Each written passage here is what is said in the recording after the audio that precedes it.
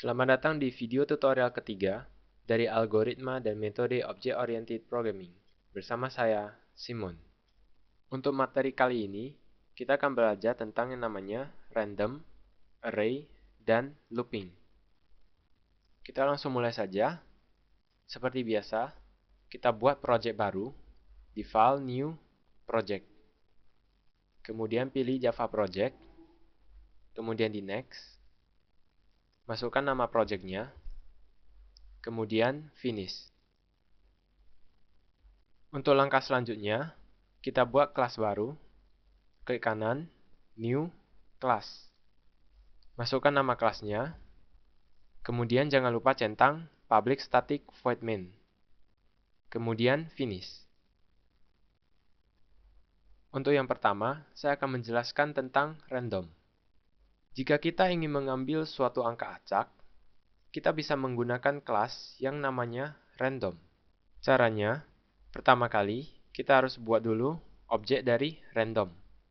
Jadi, random, kemudian saya kasih nama rnd, sama dengan new random.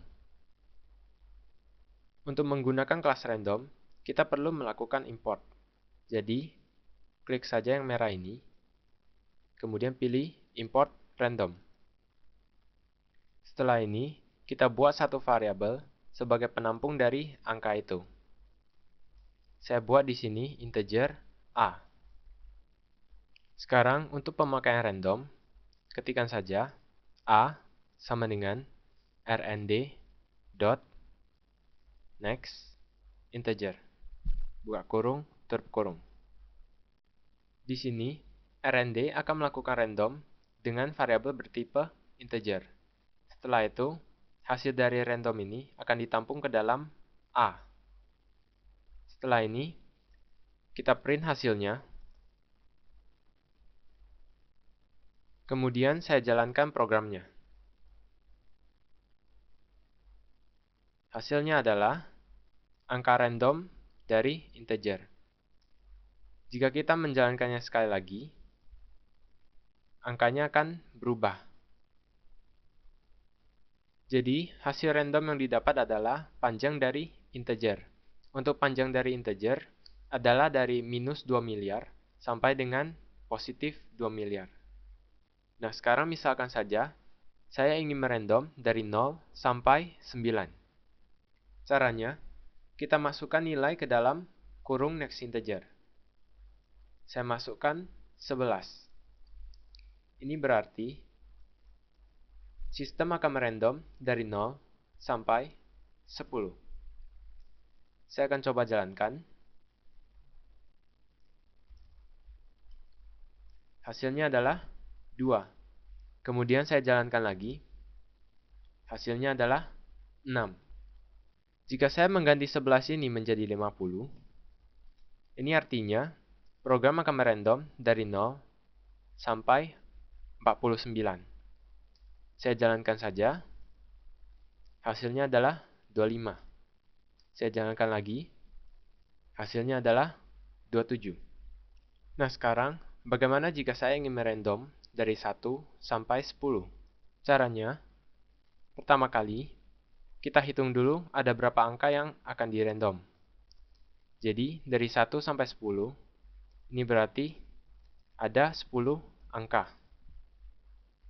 Jadi di sini, kita buat a sama dengan rnd dot next integer, kita masukkan 10. Kemudian, kita lihat hasil dari random ini.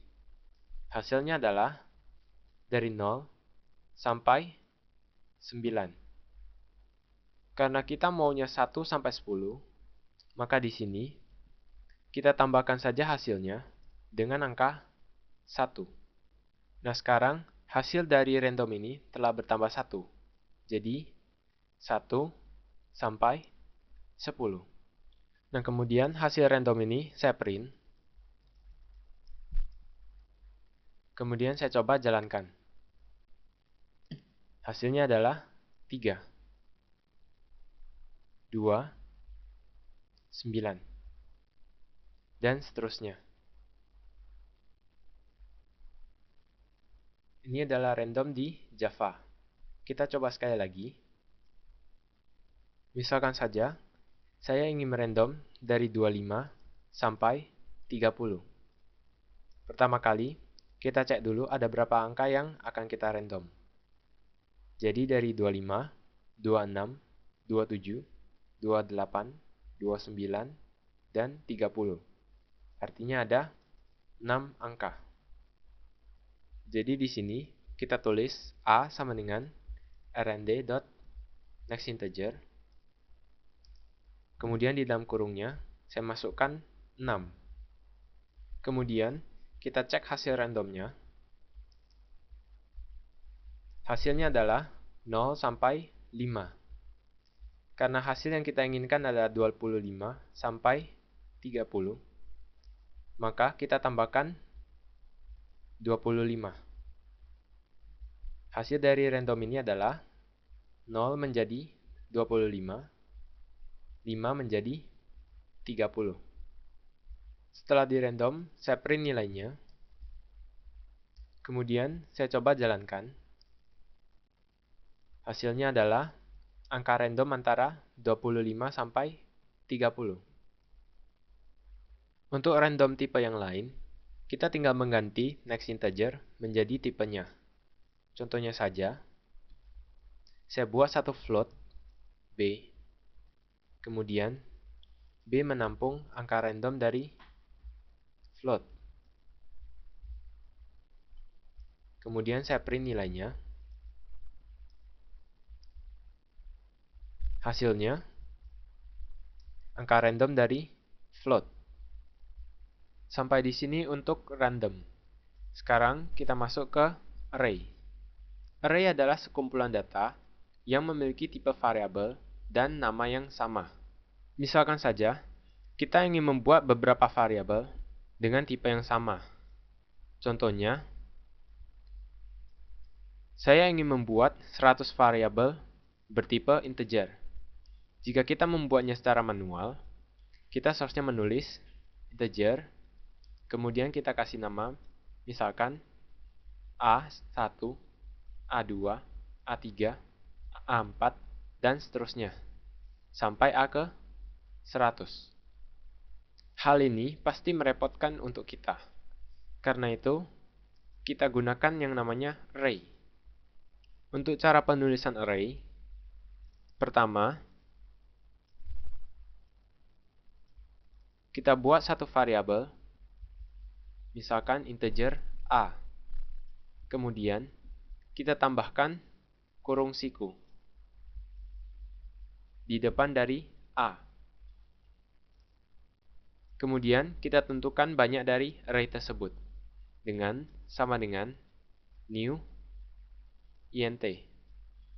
Kemudian, kurung siku, masukkan banyak array yang kita inginkan. Misalkan 100. Karena di atas saya sudah memakai A, maka saya mengganti ini menjadi C. Nah, jadi ini caranya untuk membuat satu array.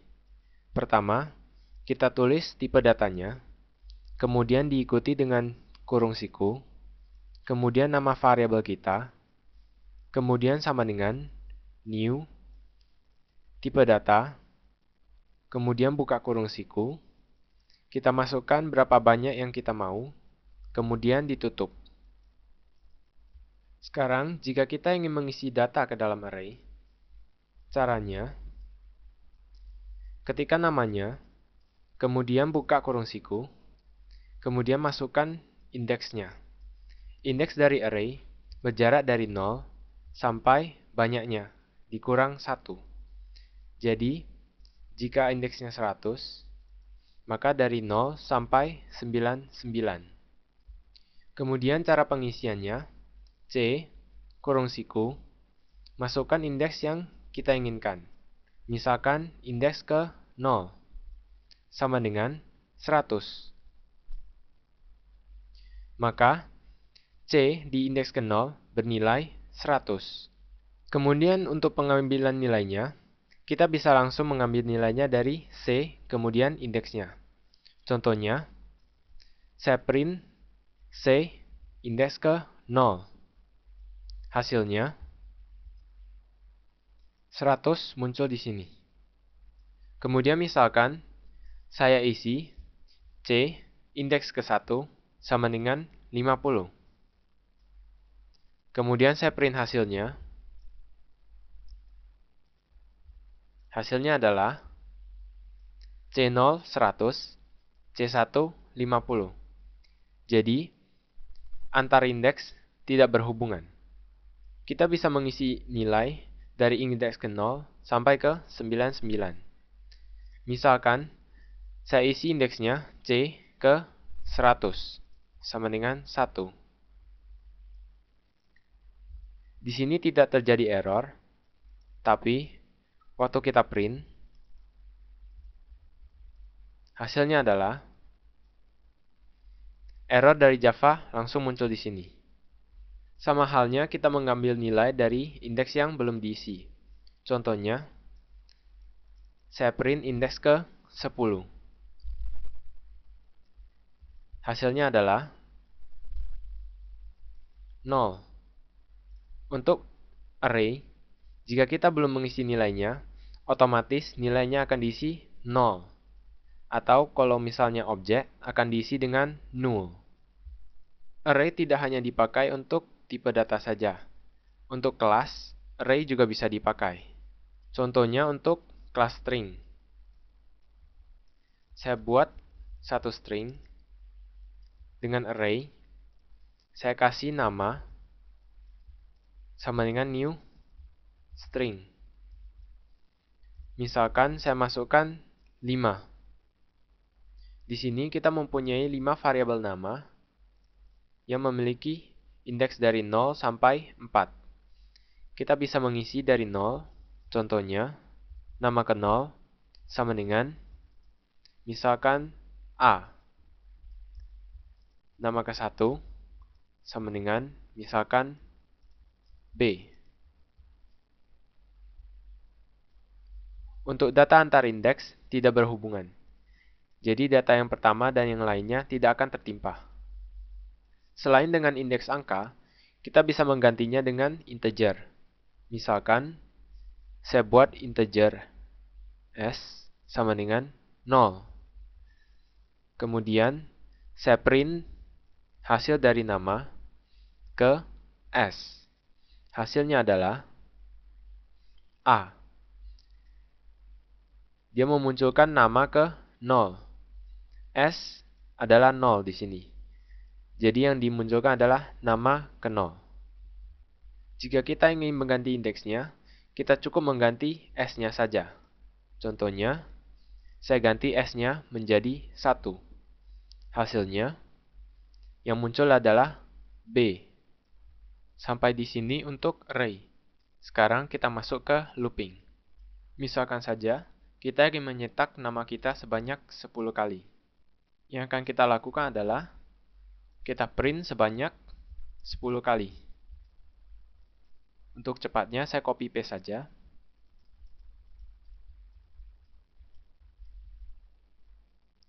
Kira-kira seperti ini. Saya jalankan, nama langsung muncul sebanyak 10 kali. Nah sekarang, bagaimana jika saya ingin mencetak sebanyak 100 kali? Jika kita tulis sendiri, pasti itu akan sangat lama. Karena itu, kita pakai yang namanya looping. Looping dalam Java ada 3, yaitu yang pertama for, yang kedua while, kemudian yang ketiga do while. Saya akan jelaskan mulai dari for dulu. Untuk format penulisan for, buka kurung, inisialisasi, titik koma, kondisi, titik koma, statement berulang. Kemudian diikuti dengan kurung kurawal. Di sini kita masukkan statement kita. Kita coba saja. Untuk yang ini saya hapus dulu. Sekarang saya mulai dari for. Kita tulis sesuai format yang tadi. For, buka kurung. Yang pertama adalah inisialisasi. Kita bisa membuat variabel baru. atau memasukkan nilai ke variabel. Contohnya, kita buat integer n sama dengan 1. Ini adalah inisialisasi. Kemudian titik koma. Yang kedua adalah kondisi. Kondisi yang dimaksud adalah kondisi jika benar. Misalkan saja n lebih kecil dari 10. Kemudian titik koma, statement berulang. Untuk statement berulang, yang biasa kita gunakan adalah n++ ataupun n min. Kemudian kita buat kurung kurawal di sini. Nah, di dalam kurung ini kita masukkan apa yang ingin kita ulang. Misalkan saja saya print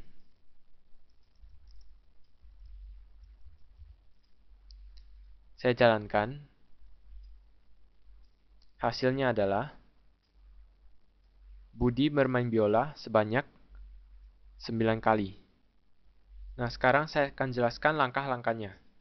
Yang pertama, for akan melakukan inisialisasi. Setelah itu, for akan melakukan cek kondisi. Yang dimaksud kondisi adalah yang ini. N lebih kecil dari 10. Jadi kita misalkan saja, inisialisasinya adalah N sama dengan 1. Jika kondisinya benar, kita cek 1 lebih kecil dari 10. Karena yang ini benar, maka for akan menjalankan statement di kurung kurawal, yaitu print yang ini.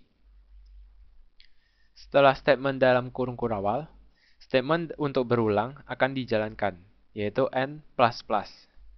Untuk n++, itu berarti nilai n ditambah dengan 1.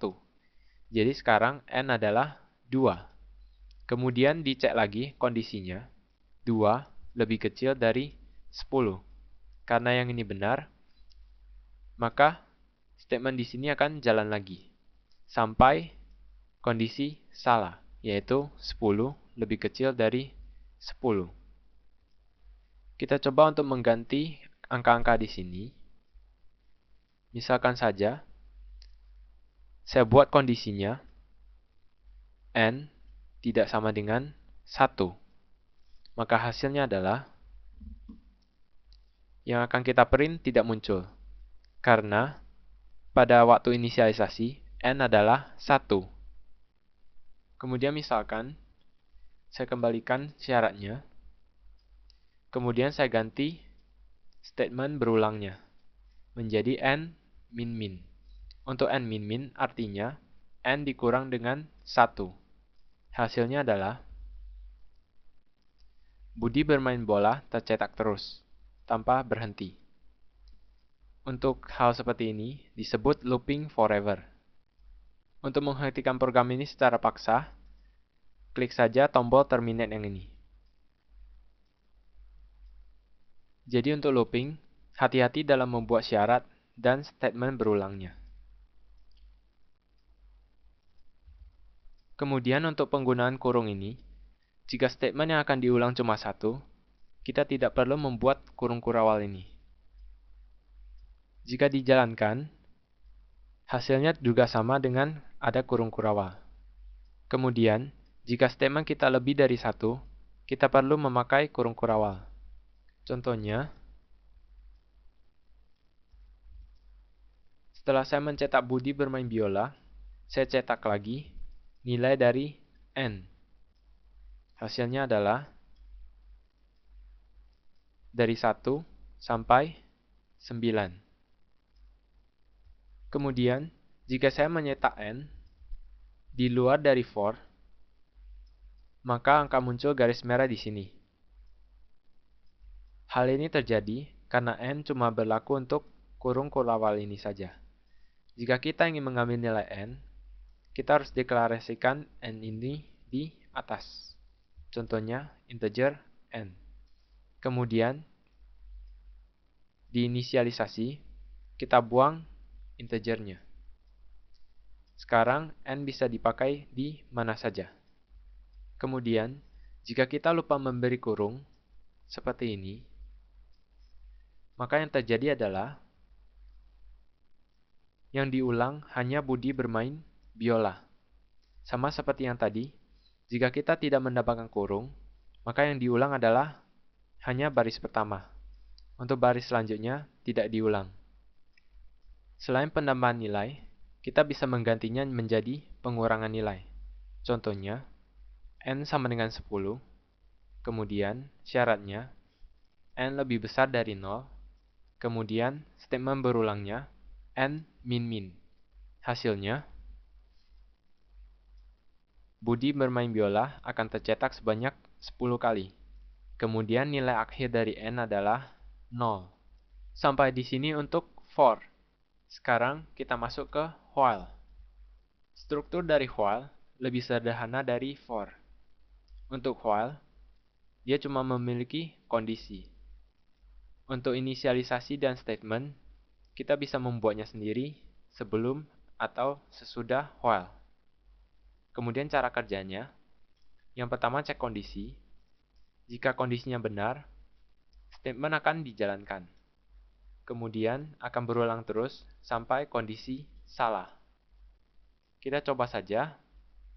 Di sini saya buat while n lebih kecil dari 10. Kemudian di dalamnya, saya print nilai dari n. Saya jalankan.